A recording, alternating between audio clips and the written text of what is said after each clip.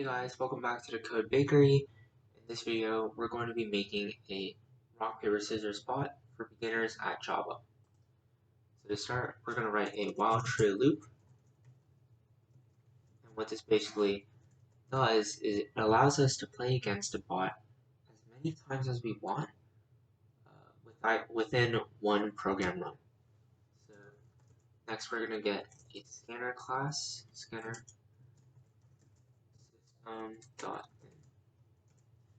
And this is going to allow us to grab input from the console. So string input is equal to scan dot next line. And then we can do a system.out.println to make sure that this scanner class is actually working. So if we type in some random gibberish, it prints it out perfectly fine. So the reason why we're having a scanner class is because we want to grab input from the user, right? If the user wants to play rock, paper, or scissors, the program doesn't know that until we input something through the console or by other means. So next what I'm going to do is, before we get input from the scanner, what we're going to do is we're going to do a print statement. And what this is going to say is type R for rock, P for paper, S for scissors, and -1 to quit.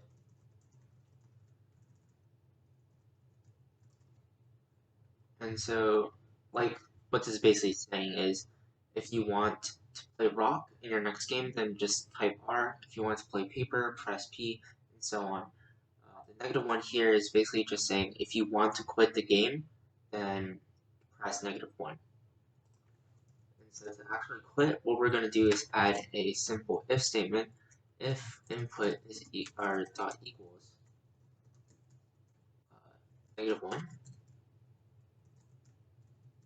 then we can just break out of this while loop. So let's verify that it actually works. After I put a semicolon right there, if we type -1, then we can see that the program actually ends. So now let's try and get our bot to actually make a move. So what we're going to do for this is just use a random class. So rand is equal to new random. And how we're actually going to get the bot move is int move is equal to rand.next double. And so this function right here, next double, just gives us a decimal point value from 0 to 1. And that by itself isn't really useful. What we want to do is we want the move to be random of 3 possible values, 0, 1, and 2, because 0 could represent rock, 1 will represent paper, and scissors will represent 2. So the way that we can do that is actually multiplying the double that we get from this function by 3. And so the max value that we can get from this is 0 to 2.99999 repeating. And then after that, what we'll do is we'll do a modulus of 3. And so that will give an equal probability of producing 0, 1, or 2. And so before we store that inside of this move variable, what we're going to do is we're going to cast it as an int. And so now let's system.out.println move. And if we do this, let's make sure that this is actually working. Let's just type R. So you can see here that over various runs, it's typed 0, 2, 0, 2, 1. So it's been pretty random and it's doing its job. So now that we've confirmed it's worked, let's actually process this move and try to make sense of this bot move and our user input to give it game state, whether you've won or lost or tied. So right now what we have is a string and an integer So we need to be able to convert one of these two into an integer or a string to be able to compare these two. So what I'm going to do is if move is equal to 0, then I'm going to set, or right here, I'm going to make a string bot move is equal to, and basically this bot move here is going to be the actual representation of what the bot wants to do. So if the move is equal to 0, then we're going to set the bot move equal to r. Else if move is equal to 1, then we're going to set the bot move equal to s. And finally, we're going to do an else statement here because the bot move can't be anything else except for paper if it's not rock or scissors.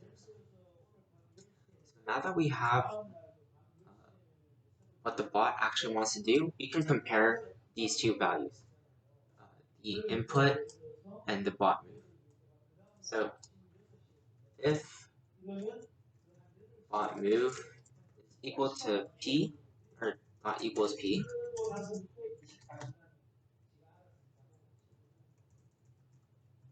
these single characters should probably be double quotes because in Java you should have a clear distinction between your strings and chars.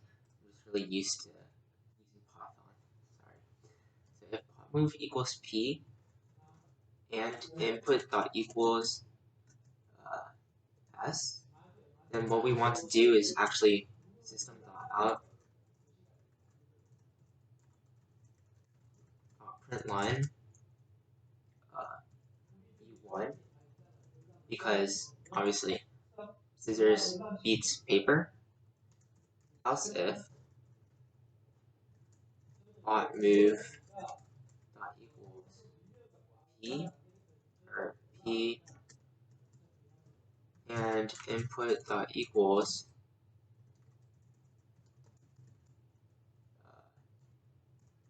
rock, then we're gonna do, I'm just gonna copy this, sorry. System dot equals dot out dot print line you lost. And so since this is pretty tedious, I'm just gonna go through a rest and I'm just gonna cut scenes and then you'll see the end result afterwards. Okay guys, so I just finished doing all the game logic here. I basically just did if you played rock and they played scissors and you won, if you played paper and they played scissors and you lost, all that here and these lines of code here. This else statement here just means that you tied. If you haven't lost or won, then obviously the only other possible outcome is that you both played the same thing, which means that both of you guys tied. And so, let's give you guys a second to look here, but let's try running this and see if our bot actually works. Sorry about that. Let's see, we need double quotes there. So if we do rock, and it says that we tied, then we won. Actually, I think a better thing to do probably is probably print your move versus the bot's move. So we do a system.out.print line here.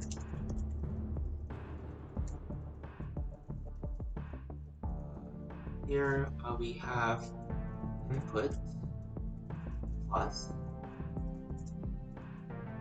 space plus bot move. Let's try running this. Now let's redo this so that we can actually see what the bot is playing versus us. So we play rock, they played scissors, and so we won. They played paper, and we lost. Paper again, paper again, paper again. Scissors, scissors, paper, paper, scissors, and they played a rock. As you can see, we've coded up a whole rock, paper, scissors bot, and I hope you guys enjoyed. See you guys next video.